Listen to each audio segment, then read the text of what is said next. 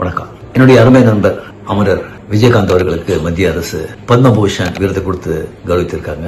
அது நமக்கு எல்லாம் ரொம்ப மகிழ்ச்சி.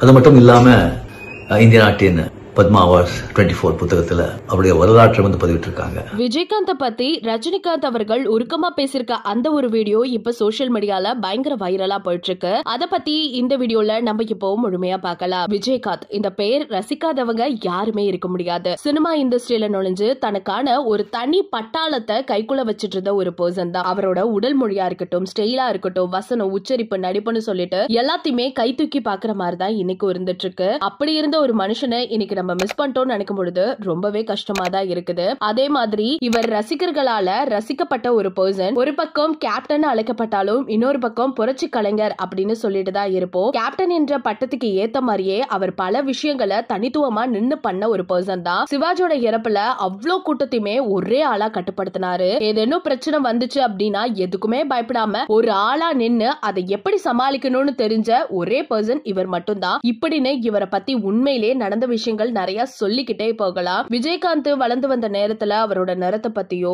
இல்ல அவரோட தோற்றத்தை பத்தியோ பல நடிகைகள் கொஞ்சம் அவதூறா தான் பேசினாங்க. இவர் கூட நடிக்கவே மாட்டேன் அப்படிங்கிற மாதிரி நிறைய பேர் சொன்னாங்க. ஆனா எதுக்குமே அவர் கவலையே படல. அவரோட திறமையை வளர்த்துக்கிட்டாரு. அவர் சினிமா இண்டஸ்ட்ரியில அவரோட வெற்றியை தொடர்ந்து சந்திச்சிட்டு இருக்கும் பொழுது யாரெல்லாம் இவங்க கூட நடிக்க மாட்டேன் அப்படின்னு சொன்னாங்களோ அவங்க எல்லாரையும் திரும்ப இவர் கூட நடிக்க வச்சாரு. அது மட்டும் இல்லாம சினிமா இண்டஸ்ட்ரியில கலக்கிட்டு வந்த விஜயகாந்துக்கு அரசியல் கொடுத்தது ஏமாற்றம் தான். எதிர்க்கட்சி தலைவரா மாறி அது மட்டும் இல்லாம அரசியல் தளத்துல அவருக்குன்னு சில துரோகங்கள்லாம் நிகழப்பட்டோன்னா அவரால் ஏத்துக்கவே முடியல. பயங்கரமான மன உளைச்சலுக்கு மாறினாரு. இதனாலே அவருக்கு உடல்நிலை சரியில்லாம போனுச்சு. தொடர்ந்து சிகிச்சை பெற்றுட்டு தான் வந்துட்டு இருந்தாரு. அரசியலை விட்டு முழுமையா ஒதுங்கி ஆனாலுமே உடல்நல குறைவால மருத்துவமனையில அனுமதிக்கப்பட்டிருந்தவர் கடந்த வருடம் உயிரிழந்துட்டாரு. அவரோட உடல் முழு அரசியல் மரியாதையோட நல்லடக்க செய்யப்பட்டதெல்லாம் நமக்கு நல்லாவே தெரியும். இந்த சூழல்ல இப்படி இருக்க அவருக்கு பத்மபூஷன் விருது வழங்கினாங்க மத்திய அரசு கௌரவிக்கிறதுக்காக.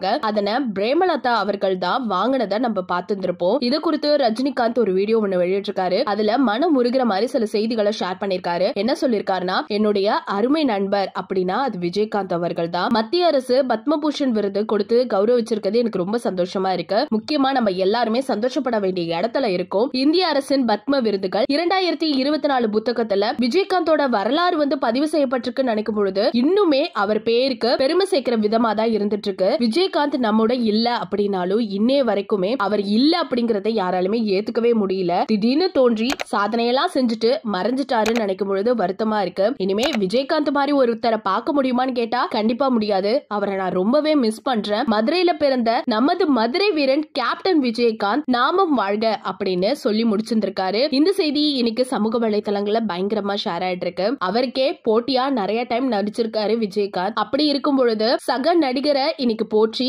ரஜினிகாந்த் அவர்கள் பேசியிருக்காருன்னு நினைக்கும் பொழுது ரொம்பவே நெகிழ்ச்சியா இருக்குன்னு சொல்லிதான் ஆகணும். இந்த செய்தியை பத்தி நீங்க என்ன நினைக்கிறீங்க அப்படிங்கறத மறக்காம கமெண்ட் செக்ஷன்ல ஷேர் பண்ணிக்கோங்க. இது போல அப்டேட்ஸ் உடனுக்குடனே தெரிஞ்சுக்கணும்னா நம்ம சேனலை சப்ஸ்கிரைப் பண்ணி வச்சுக்கோங்க.